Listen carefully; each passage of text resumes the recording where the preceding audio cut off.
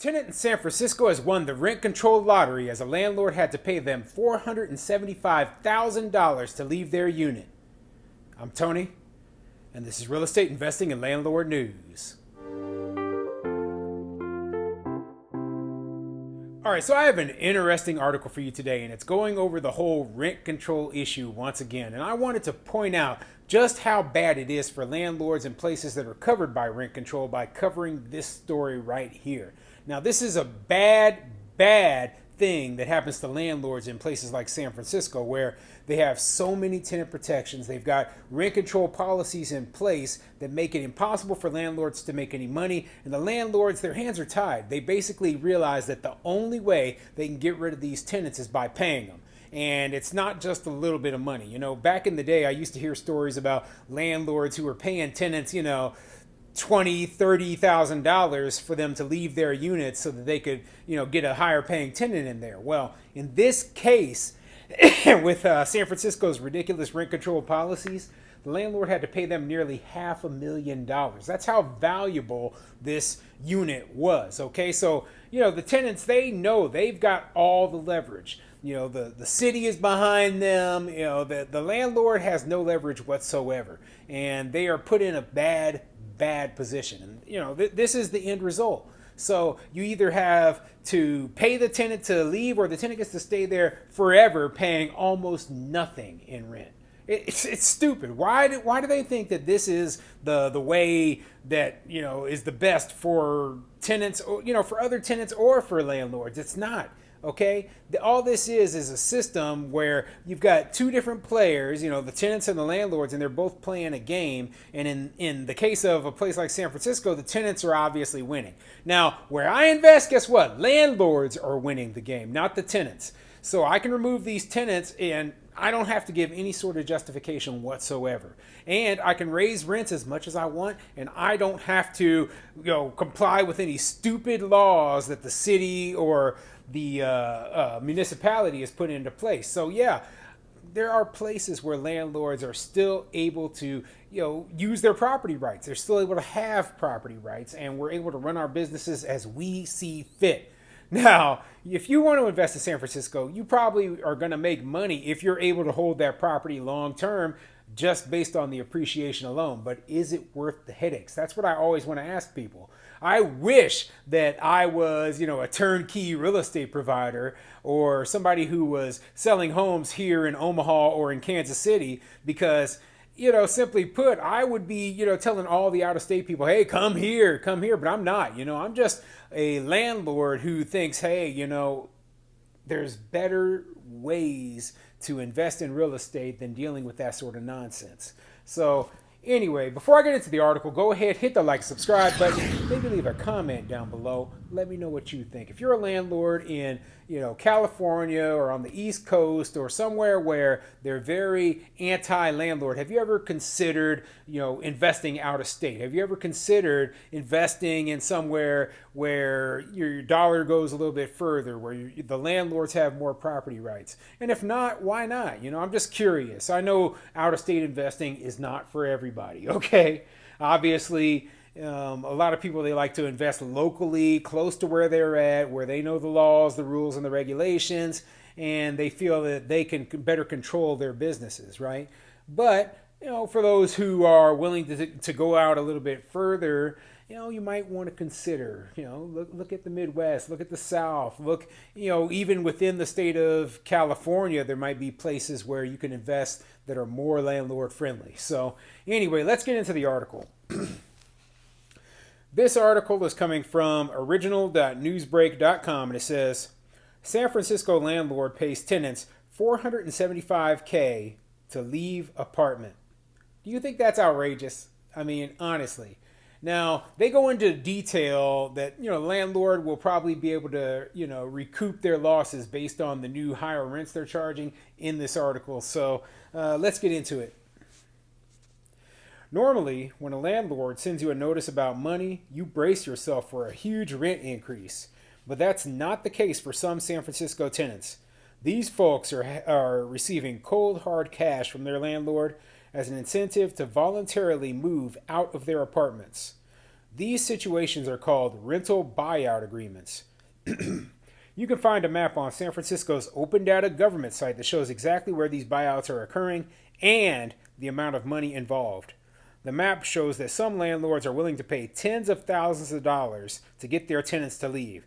Sometimes it's even hundreds of thousands of dollars.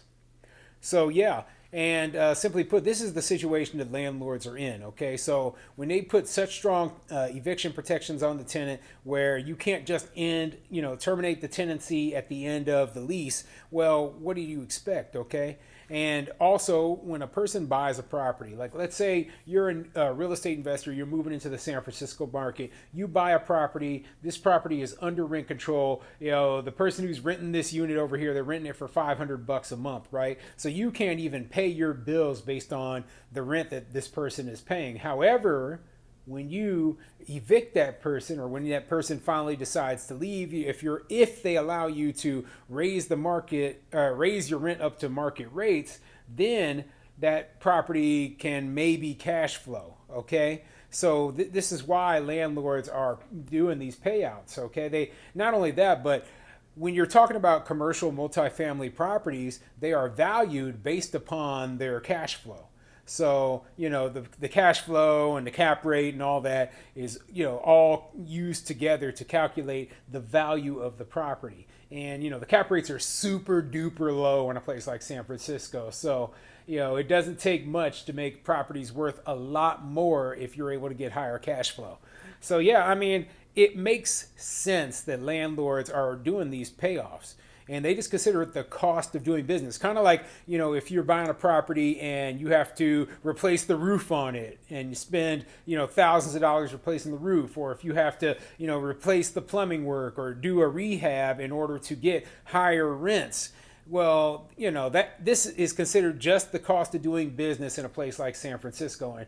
And that's unfortunate for landlords there, but, if you have that figured out into your math and you're able to make it work, then it can all be worth it in the long run. Now, I really think that this isn't beneficial for the tenants, okay? Because it gives tenants the belief that, hey, I'm going to win this essentially a lottery and be given this huge payout if I just hold on to this unit as long as possible. So what a lot of tenants end up doing is they will move out of these units and then sublease them to someone else much closer to market rate. So yeah, tenants will make money subleasing the units that they are paying almost nothing for, and the new tenants, right, they don't get the benefits of the rent control. People who are looking for housing, they have trouble finding housing because people are holding on to it for so long. Basically, what I'm saying is this causes the shortage of housing. This causes rents to go up, and it doesn't benefit tenants except for the ones who got lucky enough to get this housing a long time ago, okay, and maybe get the payoff. So yeah, rent control policies don't work, and we've gone over time and time again in my videos exactly why they don't work, and this is a prime example of why it doesn't work. The biggest buyouts on record. In August 2022, a Pacific Heights landlord paid two renters a total of $410,000 to pack up and leave their apartment. Another landlord in the Outer Mission neighborhood ponied up $450,000 to motivate his tenants to leave. In the biggest buyout agreement on record, in May 2021, a Presidio Heights landlord was so eager to get his tenants out, he offered them $475,000. Why would San Francisco landlords pay tenants such huge sums to leave? In many cases, it's because the value of having the property vacant and under the owner's control is greater than whatever the property currently generates in rent. And that's the truth, okay? Simply put, the value of having that unit empty and getting that tenant out of there is worth more than the money they're paying. And that's why I say you got to be very wealthy to invest in San Francisco in the first place, and you got to know how the game works. So yeah, somebody like me, it just wouldn't happen, okay? There's a reason I invest in the Midwest, because I'm not already wealthy. I'm trying to become wealthy by investing in real estate. I'm not trying to, further build my wealth or maintain my wealth, which in a place like San Francisco, that's probably the best method to go about doing things. The property owner may want the tenant out so they can renovate and sell the property or rent it out at a higher price. Or the property owner may want the tenant out so they can move into the property themselves. Whatever the reason the landlord wants the tenant out, they will need to tread carefully. Under San Francisco rent control ordinances, which cover most buildings built before June of 1979, landlords can only increase rent by a small percentage each year. Additionally, they must have just cause to evict the tenant. So as long as the tenant pays their rent on time and there are no just cause violations, the landlord cannot force the tenant out. Thus, they turn to cash buyout agreements. This becomes more common if the tenant is a long-term one who has been living in the unit for several decades and the current fair market rent is much higher than what they are paying. Some of the priciest buyouts have occurred in San Francisco's luxury neighborhoods where apartment rents skyrocket to $10,000 or more per month. In the case of the $475,000 Presidio Heights buyout, the landlord is expected to rent the apartment for about $25,000 a month. This means the property owner should be able to earn back the buyout in a few years. Yeah, and that's why they wanted him out. Imagine that, okay? So you're able to evict this tenant. I don't know how much the tenant was paying in rent, okay? The tenant was in a rent-controlled unit. You know, they probably were paying significantly below what the market rate is. And I wouldn't doubt they were just paying, you know, maybe a $2,000 or $3,000 a month. And now the landlord is able to get $25,000 a month for that exact same unit. So yeah, it made sense to pay this tenant $475,000. But, you know, landlords shouldn't even be in this position in the first place, okay? Part of the reason I don't like rent control is just that yeah, it creates situations like this where the tenant can win the lottery, the landlord has to pay out excessive amounts of money to get control of their own property back. So, yeah, interesting story. Worst case scenario for rent control. Keep this stuff in mind every time somebody proposes rent control in the areas where you live or invest.